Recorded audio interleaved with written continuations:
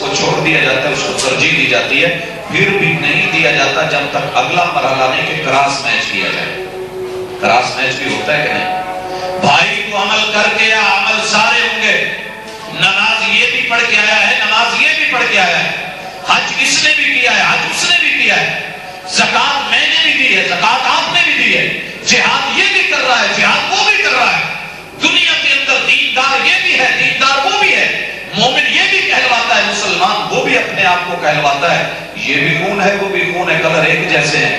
پہلی چیز یہ دیکھی جائے گی کہ اس خون میں جیسے بیماریاں نہیں، اس دین میں کوئی متعدی بیماریاں تو نہیں ہیں۔ شرک، بدعات، رسومات، خرافات، اپنے انداز، اپنے طریقے، اگر یہ نہیں ہے تو اگلی چیز ہوگی کہ دیکھا جائے کراس میچ بھی ہوتا ہے۔ بھائیو اپنے عمل کو محمد رسول اللہ صلی اللہ علیہ وسلم کے عمل سے کراس میچ کرو، ناموں کی جنگ میں مت پڑھو، محمد صلی اللہ علیہ وسلم سب کے سانجے ہیں، سب کے امام ہیں، سب کے نبی ہیں، یہ اس کے اوپر نہ کوئی اجارہ داری کسی مسلک کی ہے نہ جماعت کی ہے۔ اجارہ داری اگر کرنی ہے تو عمل کی دنیا میں کیجیے، کراس میچ کیجیے اپنے عمل کو۔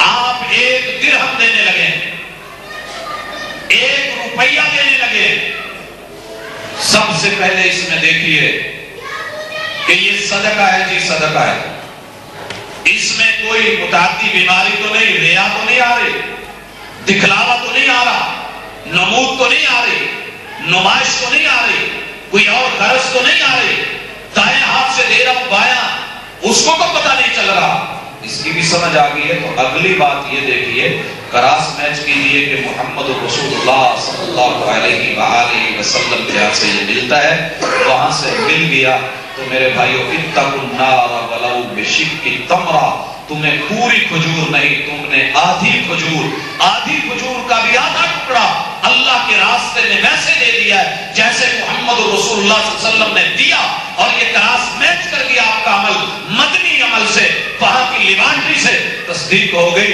اتقوا النار ولو بشق تمرہ، تمہیں کھجور کا یہ ٹکڑا بھی جہنم کی آگ سے بچا دے۔ لیکن اگر مال لگا دیا، سرمایہ لگا دیا، فیکٹری لگا دی، پراپرٹی لگا دی، سب دے دیا، جمع پونجی اٹھا کر کے لوگوں میں بانٹ دی، مساکین کو دیا، یتیموں کو دیا، غربا کو دیا، بیواؤں کو دیا، بانٹ دیا، خیراتیں کر دی، اوپر پٹی لگا دی، مقصد سیاست ہے، ٹارگٹ کچھ اور ہے، نمود اور نمائش ہے، سخی کہلوانا ہے، نام یا اپنا ووٹ بیلنس، ووٹ بینک بنوانا ہے۔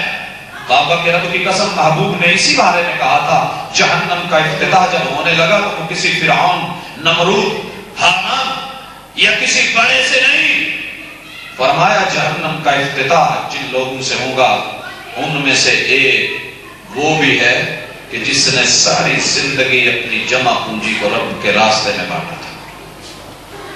سخی آیا، ادھر کھجور کا ایک ٹکڑا جہنم کی آگ سے بچا ہے، ادھر پوری دنیا کی جمع پونجی زندگی کی بانٹ کے آیا۔ رب پوچھتے ہیں کیا کیا؟ کہتا ہے عمل کر کے آیا۔ کیا کر کے آیا؟ اللہ بانٹ کے آیا۔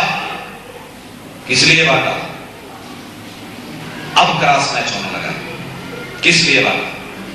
ویسے بانٹا جیسے میرے محبوب نے؟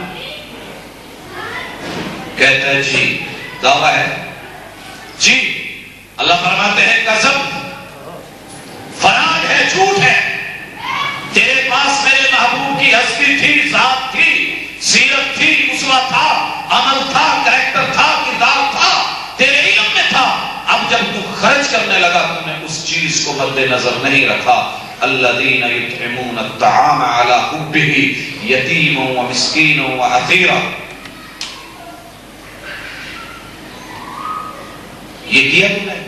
جی کیا، اس لیے کیا میرے محبوب کا انداز دیکھا نہیں ملا۔ اللہ فرماتے ہیں فرشتوں اٹھاؤ ادھر منہ جہنم میں ڈالو۔ بھائی صرف یہ فرق اگر سمجھ میں آ جائے، اللہ کی قسم سیرت کانفرنس ہر کامیاب ہو جائے، شریک ہونے والا ہر فرد اس میں چینج آ جائے، اس میں تبدیلی آ جائے، اس کا عمل اچھا ہو جائے، اس کی ڈیلنگ اچھی ہو جائے، کیونکہ جب وہ اپنے من میں جو کچھ اندر ڈالے گا وہ صحیح ہے۔ لیکن افسوس دنیا کو جس دھوکے میں ڈال دیا گیا، وہ سب سے بڑا اس سے دھوکہ میں تو بڑا کوئی نہیں سمجھتا کہ پڑھے لکھے ماشاءاللہ ایجوکیٹڈ لوگ، عام آدمی تو چلو جاہل ہے، ان کی حالت یہ ہوتی ہے کہ اکثر کہہ دیتے ہیں کہ جناب یہ آپ لوگوں کی اپنی ادائیں ہیں، بنائی ہوئی باتیں ہیں، کس طرح چلتا ہے چلنے دو، ہے تو دیندار نا، یہاں بھاگتا ہے تو کیا ہو گیا؟ مثال کون سی؟ سب سے بڑی مثال ہمارے پاس یہ ہے بھائی، اس سے دین آگے نہیں نکلتا، یہاں بھاگ لے، یہاں بھاگ لے، یہاں بھاگ لے، چھوڑ دے، ہے تو نماز ہی پڑھا نا، ہے تو نماز ہی پڑھا نہیں میرے بھائی۔ ذرا کبھی ٹھنڈے دل سے سوچ، دنیا کا اگر بنایا ہوا طریقہ اس سے کوئی انداز بدلے تو دنیا جوتے مارنے کو تیار ہوتی ہے۔ طب کی کتابیں لکھتی ہیں کہ نبض 5 جگہ سے چیک ہو سکتی ہے، 5 جگہ سے نبض چیک ہو سکتی ہے۔ میرے اور آپ کے معاشرے کا بنایا ہوا عزت کا جو طریقہ ہے اس میں یہ ہے کہ نبض جو ہے وہ عموماً کہاں سے چیک کی جاتی ہے؟ یہاں سے۔ اگر کوئی شخص اٹھے اپنی بیوی کو، بہن کو یا بیٹی کو لے کے ڈاکٹر کے پاس یا طبیب کے پاس چلا جائے، اگر تو اس نے معروف طریقے کے مطابق یہاں سے نبض چیک کی تو نہ آپ کچھ کہیں گے نہ آپ کی بیوی اسے کچھ بولے گی۔ لیکن اگر وہ وہاں بیٹھ جائے اور کہے کہ جناب سب چلتا ہے، برابر ہے، میں یہاں سے بھی چیک کر سکتا ہوں، یہاں سے بھی چیک ہوتی ہے، ادھر سے بھی، نیچے سے بھی ہوتی ہے، کیا خیال ہے؟ یا تو آپ کا جوتا حکیم کے سر ہوگا، نہیں تو آپ کی بیوی کا جوتا آپ کے سر ضرور ہوگا۔ جگہ بدلی ہے، مقام بدلا ہے۔ تو میرے بھائیوں، اگر صورتحال یہ ہے کہ ہم اس چیز کو گوارا نہیں کرتے، دین میں کیا وجہ ہے؟ کیا اللہ نے کوئی مقام نہیں دیا، کوئی جگہ نہیں دی، کوئی تعین نہیں فرمایا؟ دنیا میں کوئی جہاں لگنے لگے آپ نہیں لگنے دیں۔ اس سے ہم آگے بڑھتے ہیں۔ ناک کے اندر کی چیز آپ نے وضو کیا ہے، اندر لگی ہوئی ہے، کوئی آپ کو کچھ نہیں کہے گا۔ جگہ کتنی ہے؟ سوچئے ٹھنڈے دل سے، کتنی جگہ ہے؟ کوئی کچھ نہیں کہے گا۔ لیکن اگر یہاں کا مواد نکل کر کے صرف یہاں منچو تک آ جائے، الدین النصیحہ، ڈیلنگ ہوتی ہی خیر خائی، یہ دین ہے ہی خیر خائی۔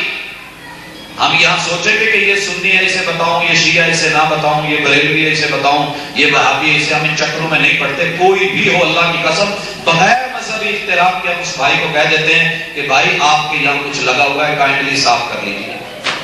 ہے خیر خائی کہ نہیں؟ وہ کرے گا کہ نہیں؟ فرق صرف اتنا ہوا ہے کہ یہاں کی چیز نیچے آ گئی ہے۔ تو میرے بھائیوں، اگر سنت ہمیں جاننا چاہیے کہ صحیح کیا ہے، اگر ہم اس کی مثالیں بنا رہے ہیں تو کم از کم اتنا تو جانیں کہ اس کا مقام کیا ہے۔ جب اس مقام کا پتہ چل جائے گا، یہ تب ہوگا کہ جب ہم دیکھنا چاہیں کہ غلط کیا ہے اور صحیح کیا ہے، بیماری ہے کہ نہیں ہے۔ شوگر کا مریض اگر نہیں جاننا چاہتا تو غلطی میں ہے۔ اگر دیندار مومن آدمی نہیں جاننا چاہتا کہ حق کیا ہے، غلط کیا ہے، صحیح کیا ہے، باطل کیا ہے، اللہ کے ہاں سے خالص کیا ہے، ملاوٹ کیا ہے، تب تک بات سمجھ نہیں آئے گی۔ اس لیے